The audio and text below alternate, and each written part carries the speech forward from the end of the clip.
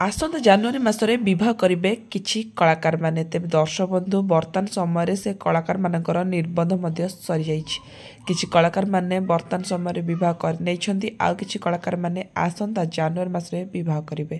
ତେବେ ଦର୍ଶକ ବନ୍ଧୁ ଚାଲନ୍ତୁ ଜାଣିବା କେଉଁ କେଉଁ କଳାକାରମାନେ ରହିଛନ୍ତି ଯେଉଁମାନେ କି ଆସନ୍ତା ଜାନୁଆରୀ ମାସରେ ବିବାହ କରିବାକୁ ଯାଉଛନ୍ତି। ତେବେ ଦର୍ଶକ ବନ୍ଧୁ ଆମ ଲିଷ୍ଟର ପ୍ରଥମ ନମ୍ବରରେ ଆସୁଛନ୍ତି ଅଭିନେତା ସ୍ମୃତି ରଞ୍ଜନ। ତେବେ ସ୍ମୃତି ରଞ୍ଜନଙ୍କୁ ଆପଣମାନେ ଅନେକ ସାରା ଓଡ଼ିଆ ସିରିଏଲରେ ଅଭିନୟ କରୁଥିବାର ନିଶ୍ଚିତ ଦେଖିଥିବେ। ତେବେ ସେ ତୁ ରାଜା ମୁଁ ରାଣୀ ସିରିଏଲରେ ବର୍ତ୍ତମାନ ସମୟରେ ଅଭିନୟ କରିଛନ୍ତି। ତେବେ ସେ ତାଙ୍କ ପିଲାବେଳର ସାଙ୍ଗ ବର୍ଷାକୁ ଭଲ ପାଉଥିଲେ, ଆଉ ତାଙ୍କ ସହ ତାଙ୍କର ନିର୍ବନ୍ଧ ସରିଛି, ଆସନ୍ତା ମାସରେ ବାହାଘର। ଏହାପରେ ରହିଛନ୍ତି ଅଭିନେତ୍ରୀ ପିହୁ ମହାପାତ୍ର। ପିହୁଙ୍କୁ ଆପଣମାନେ ଅନେକ ସିରିଏଲରେ ଖଳନାୟିକା ଚରିତ୍ରରେ ଦେଖିଥିବେ। ତେବେ ସେ ମଧ୍ୟ କିଛି କିଛି ସିନେମାରେ ନଜର ଆସିଛନ୍ତି।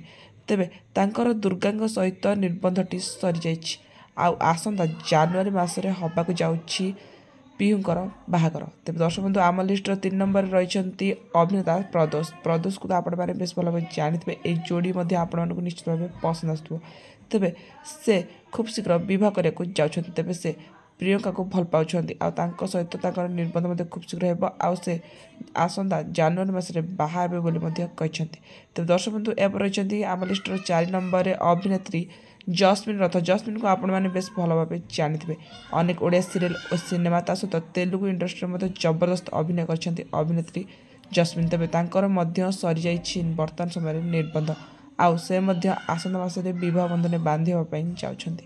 ତେବେ ଦର୍ଶକ ବନ୍ଧୁ ଆମ ଲିଷ୍ଟର 5 ନମ୍ବର ରହିଛନ୍ତି ଅଭିନେତ୍ରୀ ମୋନିକା କରନ। ତେବେ ମୋନିକାଙ୍କୁ ମଧ୍ୟ ଆପଣମାନେ ବହୁ ବର୍ଷ ଧରି ଓଲିଉଡ଼ ଇଣ୍ଡଷ୍ଟ୍ରିରେ ଅଭିନୟ କରୁଥିବା ଦେଖି ଆସୁଥିବେ। ତେବେ ବର୍ତ୍ତମାନ ସମୟରେ ସେ ତୋରି ପାଇଁ ତୋ ପାଇଁ ସିରିଏଲରେ ଅଭିନୟ କରିଛନ୍ତି, ଆଉ ତାଙ୍କର ମଧ୍ୟ ନିର୍ବନ୍ଧଟି ସରିଯାଇଛି, ଆଉ ଆସନ୍ତା ମାସରେ ସେ ମଧ୍ୟ ବିବାହ କରି ନିଜ ଶାଶୁଘରକୁ ଚାଲିଯିବେ।